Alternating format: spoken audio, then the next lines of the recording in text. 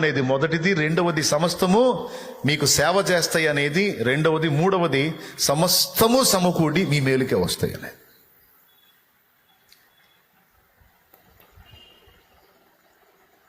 ఒక ఆమె చాలా ఆర్థిక ఇబ్బందుల్లో ఉందంట. ఇంట్లో జరగట్ల, కష్టంగా ఉంది. ఆ రోజుకి పిల్లలకు ఆహారం లేదు. సమీపంలో ఒక కిరాణా షాప్ ఉంటే ఆ కిరాణా షాప్ దగ్గరికి వెళ్ళి ఆ కిరాణా షాప్ వాడిని అప్పు అడిగింది. అయ్యా, ఇంట్లో పరిస్థితులు బాగలేవు, పిల్లలకి ఆహారం లేదు, ఏదన్నా పని దొరికితే ఆ పని చేసి నీ పైసలు నీకు ఇస్తాను, కాస్త ఇంట్లో కష్టంగా ఉంది, ఏదన్నా సాయం చేయండి, అప్పు ఇవ్వండి, ఆహారానికి ఫలానా ఐటెం నాకు అప్పు ఇవ్వండి అని అడిగింది. అడిగితే అతనికి తెలుసు ఏమి యేసుప్రభుని నమ్ముకున్న మనిషి అని తెలుసు. అడిగిన వాళ్ళకల్లా అప్పులు ఇచ్చుకుంటా పోతే ఇక మా చేతికి వచ్చింది పెద్ద, అది ఆ మాట మీరే అనుకోండి, వచ్చింది కాబట్టి సాధ్యపడదులే పో అన్నాడు. ముఖ్యంగా మామూలు మనిషి అయితే అప్పిచ్చేవాడు, యేసు ప్రభువుని నమ్ముకుంది కదా, అందుకు ఇష్టం లేదు, అప్పు ఇవ్వను పో అన్నాడు. చేసేలాగా ఇంటికి పోయిన తర్వాత వాడికి ఒక ఆలోచన వచ్చింది. ఏం ఆలోచన వచ్చిందంటే, వీళ్ళు యేసు ప్రభుని మొక్కుతారు కదా, సైతాన్ని ద్వేషిస్తారు కదా, ఈ మనిషిని ఒక పని చేద్దామని వాడు రకరకాల సరుకులన్నీ ఆమెకి ఒక నెల రోజులకు సరిపడా సరుకులు గట్టి, 2 రోజులకు 3 రోజులు కాదు, నెల రోజులకు సరిపడా సరుకులు కట్టి ఒకటికి ఇచ్చి ఆమె ఇంటికి పంపించాడు. వాడొచ్చి తలుపు కొట్టాడు. ఆమె తలుపు తీస్తే ఆ సరుకులన్నీ ఆడు చూపించి, ఈ సరుకులన్నీ మీకు సైతాను పంపించాడు అన్నాడు. ఎవరు పంపించారు? ఈ సరుకులన్నీ మీకు సైతాను పంపించాడు అన్నాడు. షాపోడి నమ్మకం ఏంటంటే తీసుకోదని. దేవుడు పంపించాడంటే గంతులు వేసుకొని తీసుకుంటుంది. సైతాను పంపించాడంటే మాకొద్దు, ఆ సైతాన్ ఇచ్చిన వద్దు పో అంటదని వాడు అనుకొని పంపించాడు. 4 రోజుల సరుకులు. ఆమె ఏం చేసింది తెలుసా? దేవునికి స్తోత్రం, హల్లెలూయా అని మొత్తం లోపల పెట్టేసుకుంది. వాడు బిత్రపోయి చూస్తున్నాడు, సైతాన్ ఇచ్చాడు ఇవన్నీ, సైతాన్ ఇచ్చాడు అంటే ఏం పర్లా, హల్లెలూయా మొత్తం లోపల సర్దుకుంది. వాడు అడిగాడు, మీరు దేవుడిస్తే తీసుకుంటారు కదా, సైతాన్ ఇచ్చాడంటే ఎట్ట తీసుకున్నావు అంటే, నా దేవుడు ఆశ్చర్యకరుడంటే ఏమో అనుకున్నాను, అద్భుతకరుడంటే ఏమో అనుకున్నాను, సమస్తము ఆయనకి సేవ చేస్తాయి అంటే ఏమో అనుకున్నాను, ఆయన పిల్లలకి సైతాను చేత కూడా సేవ చేపిస్తున్నాడు నా దేవుడు. ఆయన పిల్లల కోసం సైతాను గాడి చేత కూడా సేవ చేపిస్తున్నాడు. లేకపోతే ఆడికేం కర్మ నాకు పంపించాలని? సైతాన్ గాడికి కూడా ప్రేరణ కలిగించాడు నా దేవుడు,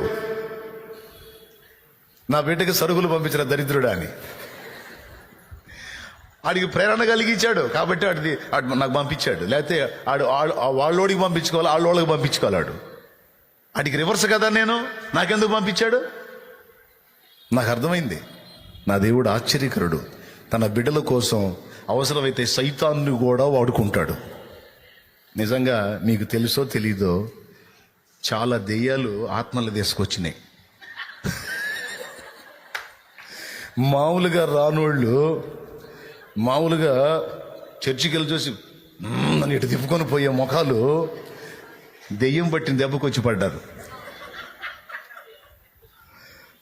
నేను ఆ దెయ్యాన్ని ఎల్లగొట్టి ఆ తర్వాత ఈ మనిషి క్రమంగా దేవుని సన్నిధికి వచ్చి ఆ దెయ్యం చేత వారం రోజులు, 10 రోజులు, నెల రోజులు పీడించబడి చివరికి దేవుని సన్నిధికి వచ్చినాక ఆ దెయ్యం పోయింది.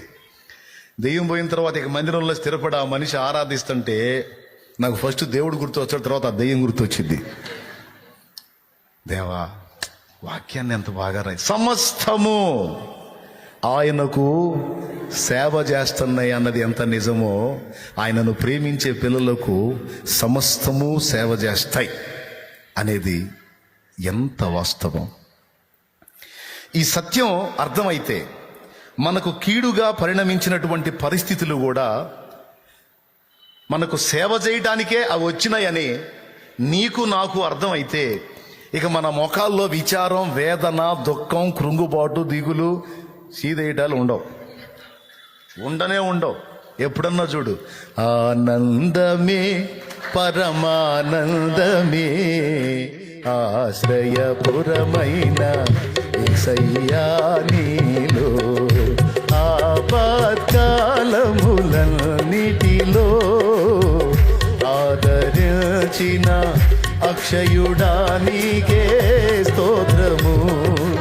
ఆపత్కాలములన్నిటిలో ఆదరించిన అక్షయుడా నీకే స్తోత్రము.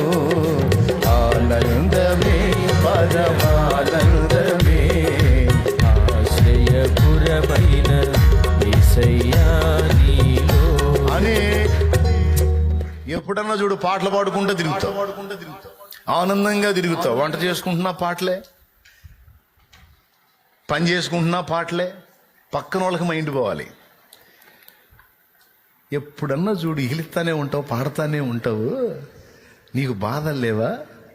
ఆ ముఖంలో చూద్దామన్నా ఏడుపు కనపడదు అని అన్యజనులు అనాలి. కానీ కొంతమంది విశ్వాసులు, పేరుకే విశ్వాసులు, కానీ వాళ్ళకి ఈ సంగతులు తెలియవు. ఎప్పుడన్నా చూడు తుమ్మల్లో పొద్దుపొడిచినట్టు పెడతారు ముఖాలు. సువార్త చెప్పడం కూడా ఎట్ట చెబుతారు అనుకున్నావు?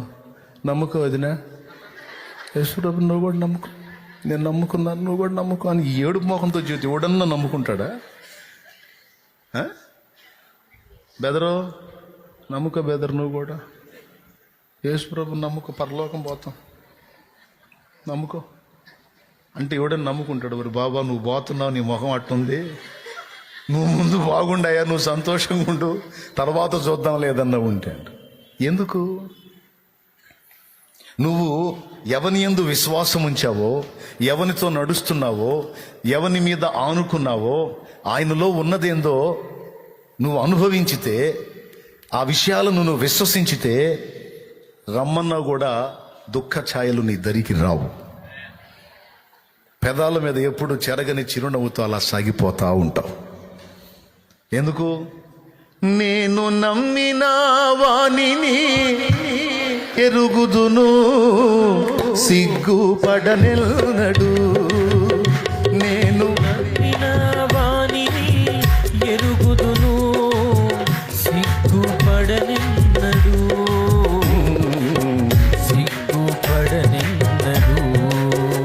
నన్ను బలపరచువాని అందే సమస్తము నీ చేయగలను.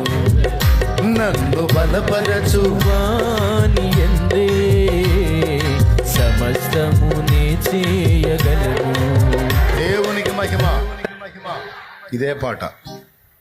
దేవుని కృపను బట్టి నేను చిలకలూరుపేటలో యేసుప్రభుని నమ్ముకున్న తర్వాత, శాంతినగర్లో కాపురం పెట్టిన తర్వాత, చాలా మంది నా ఫ్యామిలీలో ఉన్న ఆనందాన్ని చూసి వచ్చి కూర్చున్నారు. నిజంగా చిలకలూరుపేటలో ఫస్ట్ పరిచర్య ఎట్ట స్టార్ట్ అయిందో తెలుసా? కుటుంబ ప్రార్థన ద్వారా స్టార్ట్ అయింది. Only family prayer. తట్టెడు అప్పులు ఉన్నాయి. మీలో అప్పుల వాళ్ళు ఎంతమంది ఉన్నారు? చేతులు ఎత్తండి. అప్పులు ఇచ్చిన వాళ్ళు కాదు, అప్పులు తెచ్చుకున్నోళ్ళు చేతులు ఎత్తండి. అమ్మా ఏందో ఈ అనుబంధం నాకు అర్థం కాదు. ఏ ఊరు పైన అప్పులోళ్లే నాకు.